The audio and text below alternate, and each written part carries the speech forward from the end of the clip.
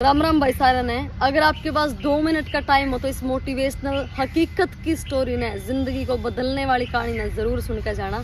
यह कहानी है एक गरीब बाप और बेटी की। 10वीं क्लास में वो छोटी सी बच्ची पढ़ा करती और उसका बाप बहुत ज्यादा मेहनती था और उसने अपनी बेटी से कहा कि बेटी अगर तू 10वीं क्लास में पूरा जिला टॉप करेगी ना तो मैं तेने शहर के सबसे बड़े होटल में खाना खुआ के लाऊंगा। वह बेटी बहुत ज्यादा खुश होगी और दिन रात मेहनत करने लगी। और वो दिन आया कि जब उसने पूरा जिला टॉप करा 10वीं क्लास में, और वो अपने पापा से बोली कि पापा देख मैंने टॉप कर दिया, अब चल रहे खाना खान। वो बाप बहुत खुश भी हुआ, लेकिन उसके पास बेचारे के पास पैसे नहीं थे। फिर भी वो बोला चल बेटी खाना खवा के लाऊंगा। और जाकर वेटर से बोला कि भाई साहब 1 प्लेट पाव भाजी लगा दो, क्योंकि उसकी बच्ची की फेवरेट पाव भाजी थी। वो बोला अंकल आप तो 2 हो 1 क्यों? वो बोला कि नहीं कोई नहीं, मेरा मन नहीं है खाने का, आप मेरी बेटी को खिला दो। वो वेटर समझ गया और बोला कि अंकल आप इसी को क्यों खिलाना चाहते हो? तो बोला कि मेरी बेटी ने पूरा जिला टॉप करा है, मेरी बेटी मेरी शान है और आप मेरी बेटी को ही खिला दो। तो वेटर जाकर मालिक से बोला कि मालिक ऐसे ऐसे एक बेटी आई हुई है जिसने पूरा जिला टॉप करा और उस पिता के पास वो उसकी ऐसी गरीबी की हालत है कि शायद वो उसके पास पैसे नहीं है और वो खुद नहीं खा रहा, अपनी बेटी को खिलाना चाहता है। तो मालिक भी बोला कि मेरी तरफ तो उन दोनों का खाना फ्री कर दो।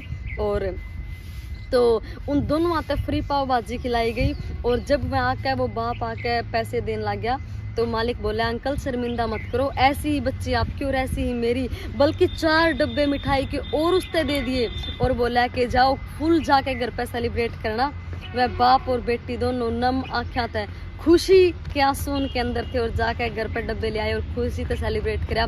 उस बच्ची ने और भी मेहनत ज़्यादा शुरू कर दी कि देखो हौसला मिला उस होटल वाले मालिक से भी कि कम से कम उसने मेरी कामयाबी की, मेरी मेहनत की कदर तो करी है और हमें समझा तो है।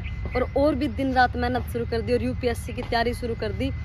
15 साल की थी जब उस होटल में गई और 25 साल की जब वो हुई, यानी 10 साल उसने तैयारी करी और आखिरकार वो डीसी बन के आईएएस बन के अपने ज़िले में लौटी। और उसने वही होटल याद आया जिसने उसकी उस टाइम पे हेल्प करी थी और उसका फेवरेट भोजन खिलाया था।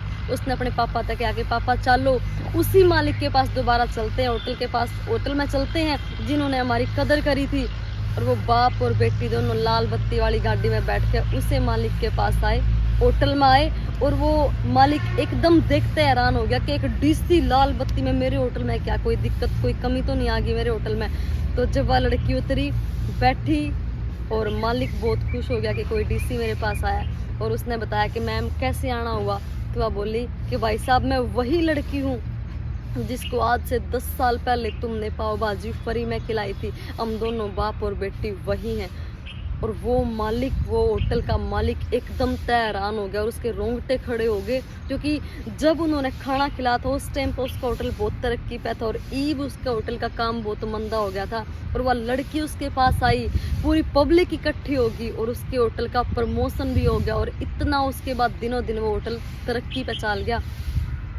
कितनी खुशी की बात है ना, उस टाइम पे मदद करी उसने और वह मदद बाद में किसी न किसी रूप में भगवान आया और उसका होटल को, उसके काम धंधे को इतना उठाया।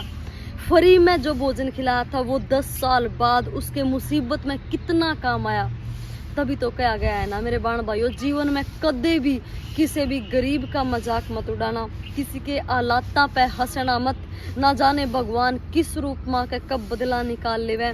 और अगर आप किसी का दर्द समझोगे ना, किसी गरीब की बिना सोचे मदद करोगे तो आज नहीं तो कल उस टाइम पे काम आओगी वह गरीबी की मदद की हुई जिस टाइम पे थारा कोई साथ नहीं देगा। अच्छे कर्म करो, गरीबों की मदद करो। अगर भगवान ने आपको देने लायक बनाया है तो किसी को कुछ दो, हेल्प करो, भगवान के पास कर्म जाएंगे, पैसा नहीं। जय हिंद, राम राम, अपना ध्यान रखो।